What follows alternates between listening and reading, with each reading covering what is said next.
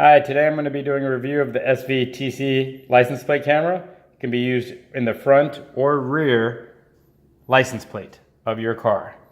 It has jumpers that allow you to change the orientation of the screen, as well as have the parking guidelines added or removed.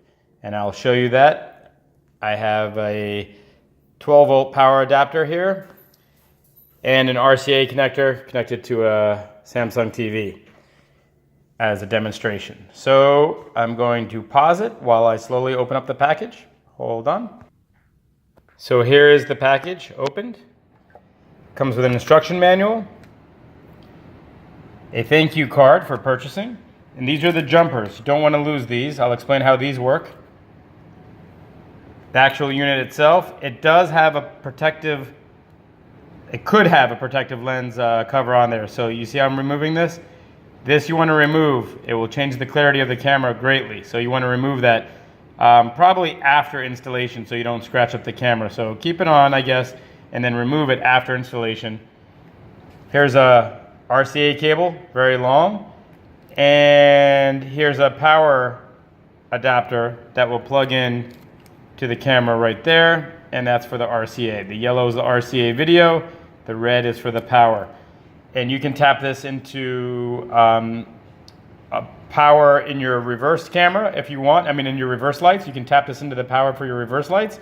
So the camera only comes on while you're reversing. Or you can tap it on to, I guess you can connect it to another power source that when the key is on, it connects on. But I wouldn't connect it to something that's always on because it could drain your battery. So connect it to the reverse lights of your car, or connect it to something that's only on when the key's on. And you can use a voltmeter and a tester to make sure that when the key's off, car's off, that there's no voltage, and then when there's car on, anything between 12 and 14 volts will work fine for this camera. These are the jumpers. I'll explain the jumpers and what the white one does and what the green one does. One of them switches the orientation around. So something that you see in the camera on the right side is on the right hand side, and if the camera's in the front, you want it flipped the opposite way. And I'll explain that while I'm doing the video. And then the other jumpers, I believe the white ones take off the guidelines if you want to have the guidelines when you're reversing to show how close you're getting to your bumper. So one switches orientation and one switches the guidelines, and I'll show you which one does what. I'm not exactly sure until we connect to the TV. So you receive the extra jumpers, keep those, the camera, the clear lens cover, and it has a little notch right here. So when you install the camera, which I'll show you another one that I bought that's installed on my Sprinter van, I'll show you how the wire is fed through that notch so this can remain flush against the license plate. And the camera is adjustable. There's two screws there to tighten it, but it's adjustable up or down, so you can adjust it at an angle up or down based on when it's on your license plate to have a better view angle. So the camera's adjustable, comes with a protective cover, the two jumpers for switching the orientation or removing or adding the guidelines, power adapter for 12 volt to 14 volt power, and a nice long RCA cable. Nice kit. And the camera quality, I'll show you that as it's installed in my Sprinter van. But I'm going to pause the camera right now and I'm going to connect it all together. So here's the connection. I connected the positive and the negative. Connected the power. And I left the two jumpers on. I also poured out the other jumpers in case I need them, but you can just use the stock jumpers that are on there. The camera is actually on right now. It's powered on by my external 12 volt, but that'll be powered on by your car.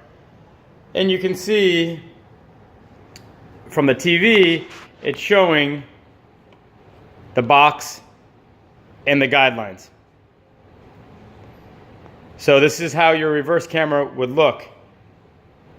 If you're facing the car and you have your camera facing it, then something's on the right-hand side. When something's backing up toward the car, on the left-hand side, then you would see, like my finger is on the left-hand side, over here on the right-hand side, So as I get closer to the camera, obviously it's saying that, oh, about to hit. And that's why the red lines were there. The camera is adjustable up and down. So what I'm going to show you now is what happens when you remove a jumper. So I'm going to remove, and jumpers are these little black plastic pieces that attach wires together or keep them apart. So the white jumper, I believe, does the guidelines. These are guidelines. The green, the yellow, the red, those are the guidelines. So I'm going to take off this jumper by just pulling it out. And I'm going to save it somewhere in case I ever want to add it. Again, I'll save it somewhere in a safe place. For right now, I'll put it down here. But you can see the guidelines are still on. Why? Because the power is still on. So what I'm going to do is disconnect the power and then re-plug it back in,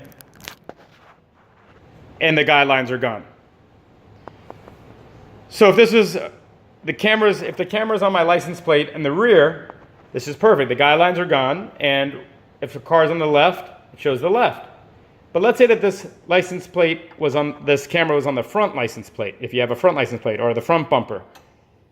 Something on the right is showing up on the camera as something on the left, so you need to switch the orientation. So my finger is here, and it's showing up on the left, but that's great if I'm reversing. But if it's on the camera's on the front, you need to switch the orientation. So that's what the green jumper does. So I'm going to unplug the green jumper. I'm going to pull it. And now the green jumper's off. I'm going to put it in a safe place in case I want to add it. And now I got to unpower it again. And I'll plug it back in. And now that the jumpers are missing, on both of them, the camera is reversed. And you can actually see the writing is not reversed anymore.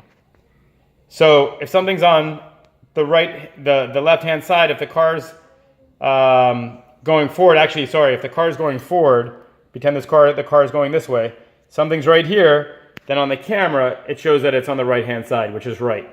If the car is going backwards, then I want to put the jumper back on the green, and that will allow the orientation to be flipped. And if I put the jumper back on the white, it will allow the guidelines. The guidelines, obviously, when you change the jumpers, you got to take off the power and put the power back on. When it's located in your car, every time you turn off and on the car, it will check to see how you have the jumper settings, so you don't have to really unplug this. I'm just showing you as an example. So the jumpers do exactly the way what I mentioned, orientation, and the white is the guidelines, but you have to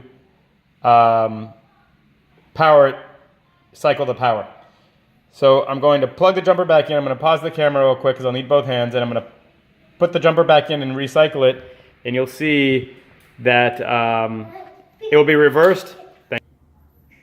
So I put the jumpers back in, and like I said, the white one does the guidelines and the green one does the orientation. I recycled the power, and you can see the guidelines back on the screen, and you can see how the writing is now backwards again because it's for a backwards camera for reversing. If I moved this camera to the front, I'd want to change the orientation and probably remove the guidelines as well, because you're not really, you can leave the guidelines if you want. It's up to you. And again, the camera gets angled up and down. You can adjust it. Hopefully I explained what the jumpers are. The extra jumpers. Why do you have extra jumpers? In case you lose those. They just give you extra ones.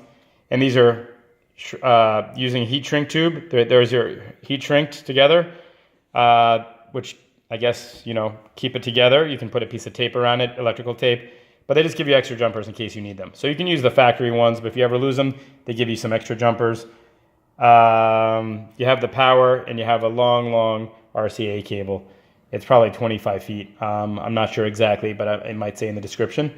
I hope I explained the camera to you, and the quality is fantastic. I'll show you what it looks like installed on my Sprinter van, and I will show you what it looks like on the camera. So here's the camera on my 2016 Sprinter van. You can see how the wire goes behind, and it uses that little notch. and it looks pretty nice, and I'll show you what it looks like on the inside. And this is on a 2016 Sprinter. So for my scenario, I removed the guidelines because I have a second camera installed at a higher point on my Sprinter. I can show you that. So the higher camera has the guidelines and allows me for backing up.